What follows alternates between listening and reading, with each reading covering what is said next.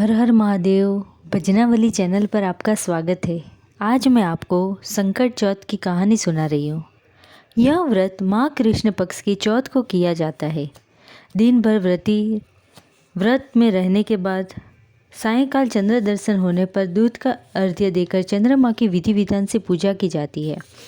गौरी गणेश की स्थापना करके उनका पूजन तथा पूरे वर्ष उन्हें घर रखा जाता है। नैवेद्य तिल, ईख, गंजी, अमरूद, गुड़ तथा घी से चंद्रमा व गणेश जी का भोग लगाया जाता है।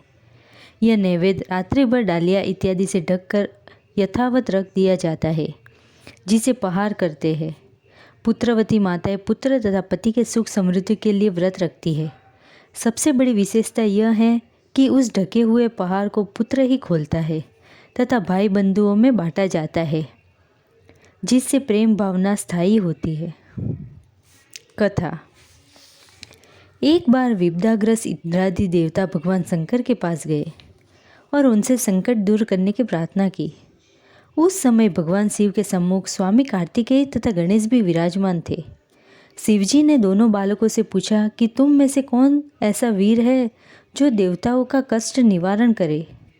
तब कार्तिकेय ने अपने को देवताओं का सेनापति प्रमाणित करते हुए देव रक्षा योग्य तथा सर्वोच्च देव पद मिलने का अधिकार सिद्ध किया। यही बात शिवजी ने गणेश जी की इच्छा से जानना चाहा।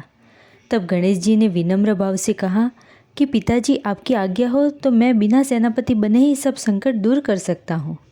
बड़ा देवता बनाए या न बनाए, इसकी मुझे लालसा नहीं है। यह सुनकर हंसते हुए शिवजी ने दोनों लड़कों को पृथ्वी की परिक्रमा करने को कहा तथा यह शर्त रखी कि जो सबसे पहले पूरी पृथ्वी की परिक्रमा करके आ जाएगा वही वीर तथा सर्वश्रेष्ठ देवता घोषित किया जाएगा।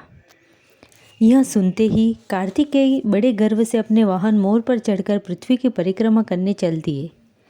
गणेश जी ने अपने वाहन चूहे के बल पर पूरी पृथ्वी का चक्कर लगाना अत्यंत कठिन था, इसलिए उन्होंने युक्ति सोची। वे 7 बार अपने माता पिता की परिक्रमा करके बैठ गए। रास्ते में कार्तिकेय को पूरे पृथ्वी मंडल में उनके आगे चूहे का पद चिन्ह दिखाई दिया। परिक्रमा करके लौटने पर निर्णय की बारी आई। कार्तिकेय जी गणेश पर कीचड़ उछालने लगे तथा अपने को पूरे भूमंडल का एकमात्र पर्यटक बताया। इस पर गणेश ने शिवजी से कहा कि माता पिता में ही समस्त तीर्थ निहित है, इसलिए मैंने आपकी परिक्रमा की है। गणेश जी की इस बात को सुनकर समस्त देवगणों तथा कार्तिकेय ने सिर झुका लिया। तब शंकर जी ने उन्मुक्त कंठ से गणेश की प्रशंसा की तथा आशीर्वाद दिया कि त्रिलोक में सर्वप्रथम तुम्हारी पूजा होगी। तब गणेश जी ने पिताजी की आज्ञा अनुसार जाकर देवताओं का संकट दूर किया।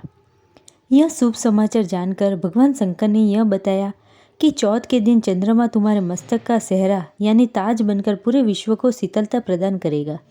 जो स्त्री पुरुष इस तिथि पर तुम्हारा पूजन तथा चंद्र अर्घ्य दान देगा, उसका त्रिविध ताप दैहिक, दैविक, भौतिक दूर होगा और ऐश्वर्य, पुत्र, सौभाग्य को प्राप्त करेगा। यह सुनकर देवगण हर्षातिरक में प्रणाम करके अंतर्ध्यान हो गए।